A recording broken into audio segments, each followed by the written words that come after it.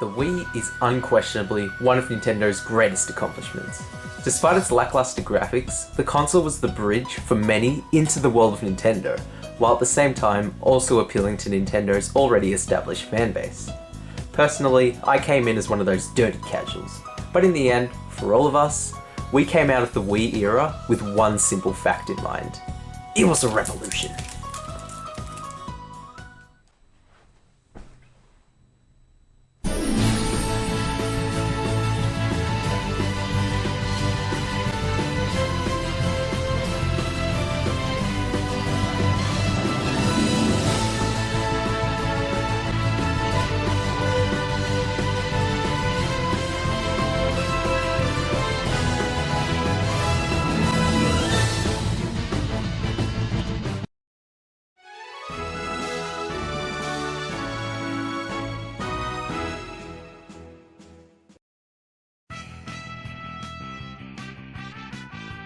Punch-Out, for lack of a better term, is technically a puzzle game.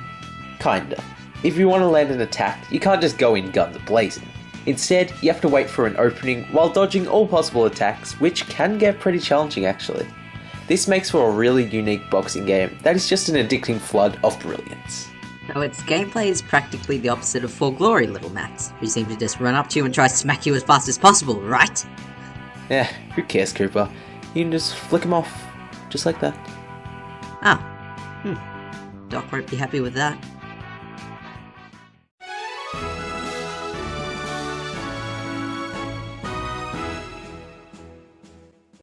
Sonic is no stranger to the Wii, with a bunch of games that, well, are pretty mixed. I was a pretty diehard Sonic fan despite this fact, so I always defended the Blue Hedgehog even in his more horrible phases. But there was one game that I didn't need to delude myself with.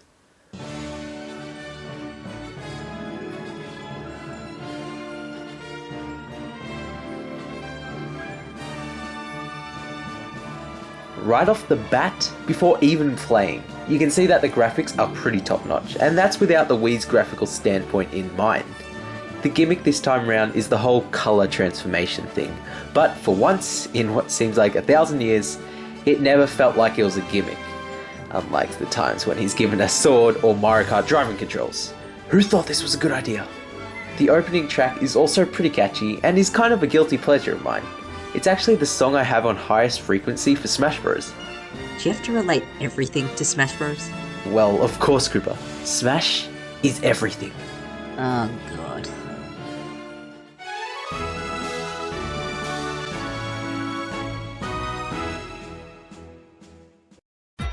I have some really good memories of Goldeneye on the Nintendo 64, and I am certain I am not alone.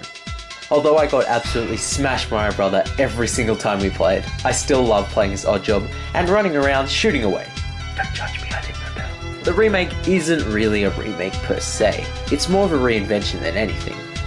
Something I thought was really well done by the game is the whole cinematic feeling of the entire campaign. I mean, at that point, I had never really played a game where every single moment is done in the first person, and as a result, I really just felt like Bond the whole time.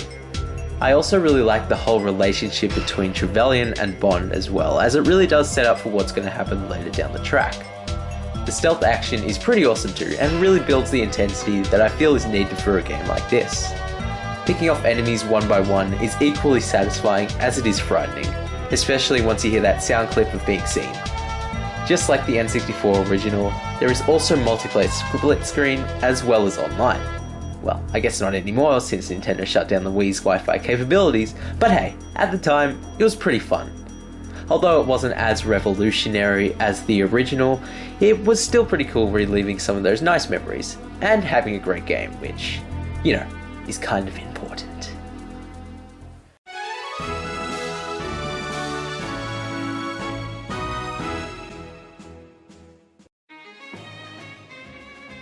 Fire Emblem Radiant Dawn was actually my first Fire Emblem game, and, well, as the young naive lad I was, all I remember about my first experience with it was that I thought it was a boring game with a bunch of squares that involved none of my beloved button mashing.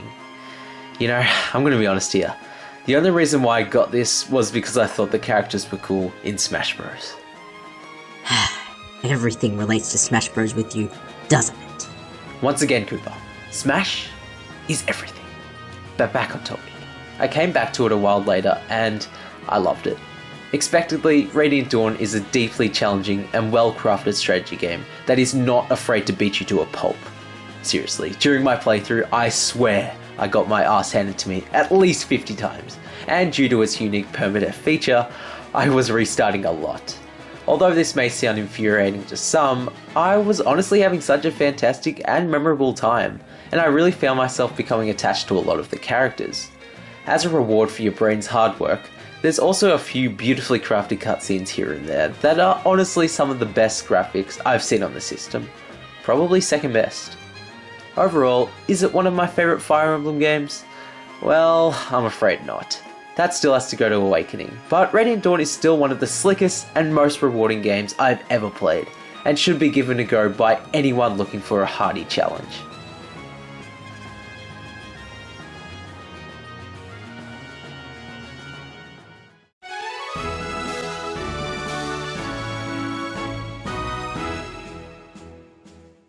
Similar to Radiant Dawn, Metroid was initially a series that I found it really hard to get into, but recently I realised the error of my ways and played through the Metroid Prime series, and well, I'm happy to say that I get it.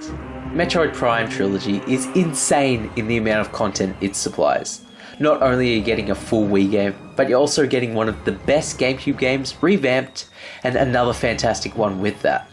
I think many of you know why Metroid Prime is such an incredible series, and I'm only going to reiterate the same thing, sadly. You cannot deny how immersive this series is, and how atmospheric the gameplay itself actually is. I feel like no other game really captures the feeling of isolation Metroid games possess without going into the survival horror genre, of course. But undoubtedly, the best thing about this game in my books is the sense of progression. The upgrades are given out at such a brisk and satisfying pace. It's easily the best upgrade system I've experienced yet. Scanning everything and truly exploring your surroundings really adds to why this series is so highly praised.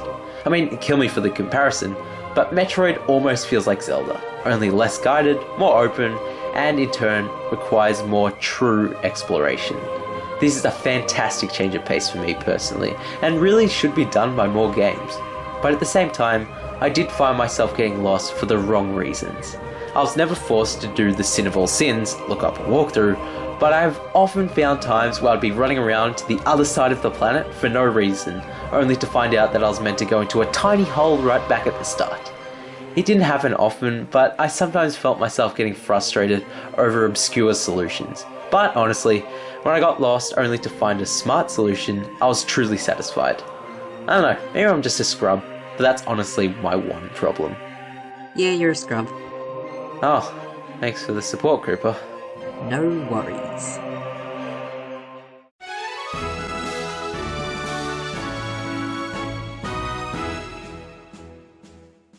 If you think back, you know how I said Fire Emblem had probably the second best looking graphics, and that was just for its cutscenes?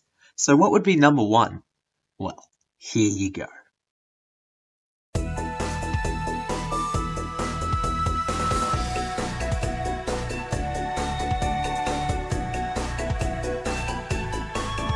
So I better get the ball rolling. I know what you're all thinking. Who here has heard of Muramasa?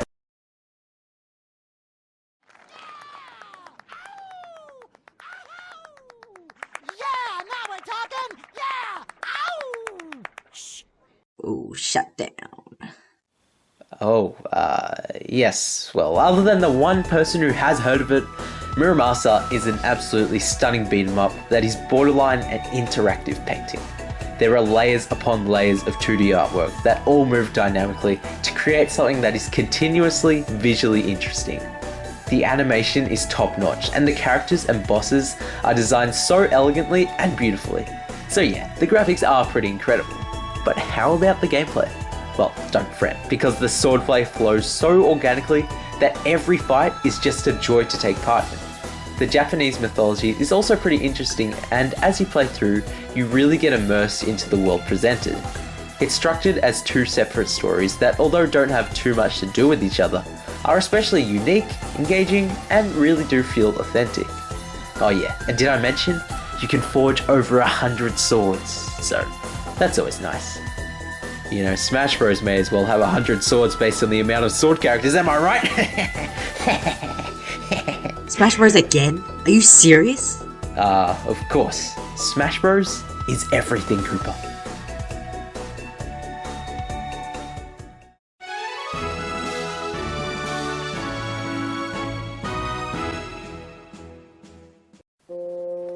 Twilight Princess, believe it or not, was my first Zelda game ever.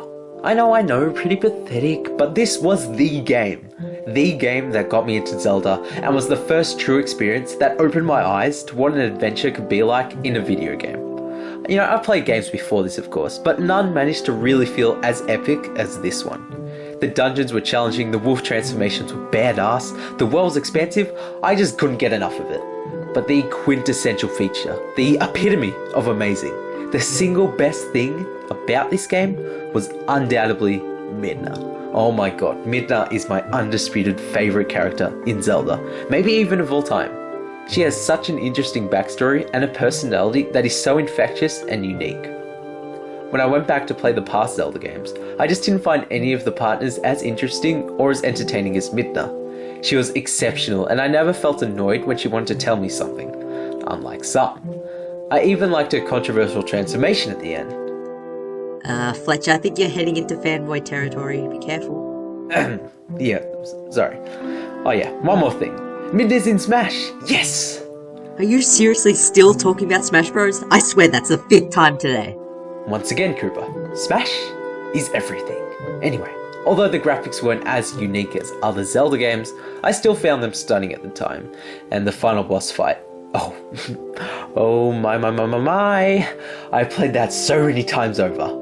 I won't spoil it for you, but let me tell you, it is so satisfying.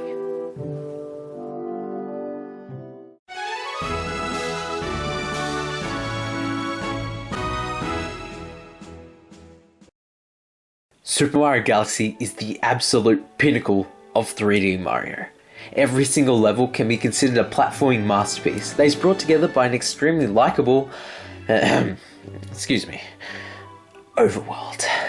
And if you hadn't noticed already, I am a sucker for overworlds. They can just make a game for me. Just going back to a relaxing hub world after a tough level can be a great way to unwind and take it easy for just a moment. That's why Mario Galaxy is here instead of its sequel. You may not be able to do much in the overworld, but just seeing the place light up slowly as you unlock more levels gives a real sense of progression. I've played the hell out of Mario Galaxy, and although I can see Mario Galaxy 2 as an incredible game, its overworld has nothing on the original. Galaxy does not stop there though, nowhere close actually. The level design is Nintendo at their most creative. Seriously, it's crazy. The graphics really pop as well, which is quite incredible for such an early Wii game. I seriously can't fault this game. Undoubtedly an essential to everyone and their grandmas.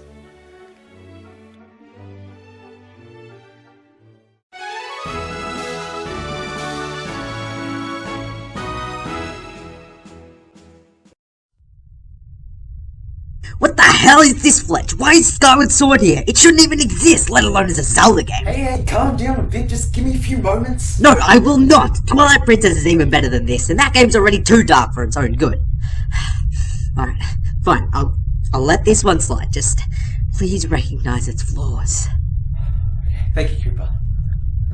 Where do I begin? Oh yeah, Skyward Sword is probably my favourite Zelda game of all time.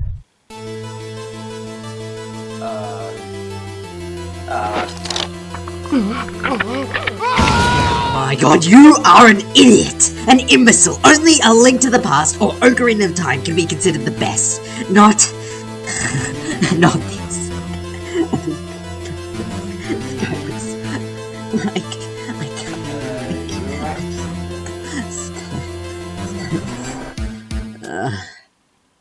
You okay, Cooper? Do you want me to help? Maybe I shouldn't wake him up until after this. Alright, let's make this quick. Skyward Sword is probably my favourite, but why is that such a crime? It's the latest entry, so it sort of makes sense that I think it's that good. Don't game developers learn from their past games? Also, this is a purely subjective opinion, so I'm definitely not saying it's the best per se. It's just my favourite.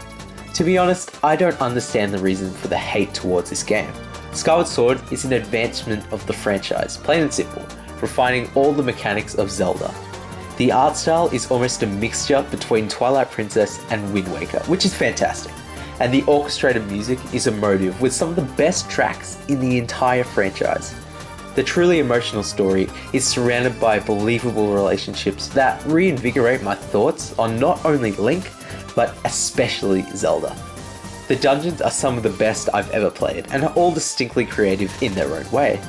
The 3 environment design that Nintendo went for made each temple feel massive, each with new secrets being constantly revealed. It's almost Metroid in a way, as once you get a new ability or item, you can go back and explore somewhere you've never actually discovered, or traverse something that you've been unable to traverse prior. It's fantastic. The motion control, although not 100% perfect, is overall top-notch and was accurate almost all the time. I can also recognise the fact that the flying wasn't exactly the same as riding a Epona through the field, and the imprison could be more of a pain in the ass. But honestly, I can't get enough of this game. Maybe it was the hype, maybe I'm biased towards it in some way. Maybe I'm an idiot, who knows? But honestly, and more simply, I just think it's a masterpiece of a game that I feel is severely underrated. Phew. Time to get spanked in the comments section, I guess. How you doing, Cooper? Any better? Wasn't even this. More to the point. It's better. Yeah, I'm just gonna move on then. Before we get to number 1, I just want to mention a few games that could have easily made the list, but just didn't. So we'll just skim over these, so it doesn't really turn into a top 15 Wii Games video, but hey, let's take a look at some of my honorable mentions.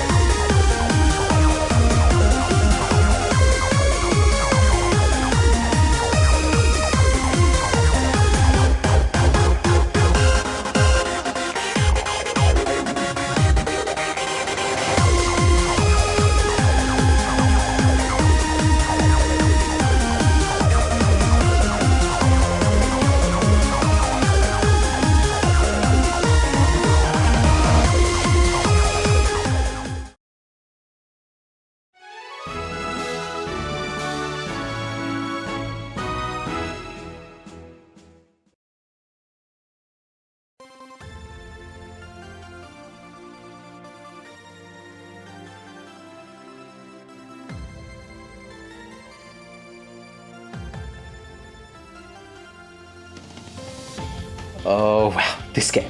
Where do I begin?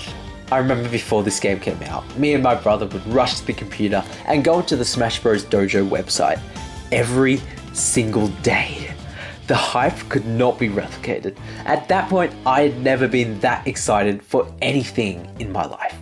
In my anticipation, I researched every character, finding out all their games and slowly buying many of them, opening myself up to the fantastic world of Nintendo. Then, when the game finally came out, oh no.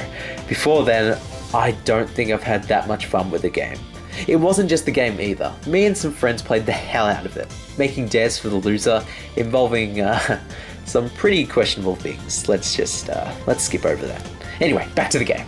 Brawl was so replayable even today, and the gameplay was incredibly addictive. We ended up clocking in some crazy amount of hours that is yet to be matched by any other game. Even more than Animal Crossing, which, believe me, is nuts. This, along with the memories I have, makes this my favourite game on the Wii. I won't talk about its fantastic fighting or sheer load of content in detail because, let's be honest, you know all about that already. Brawl, simply put, was my gateway to Nintendo, and I'm sure I'm not alone on that front. Smash is everything, and that's not a hyperbole. It actually is.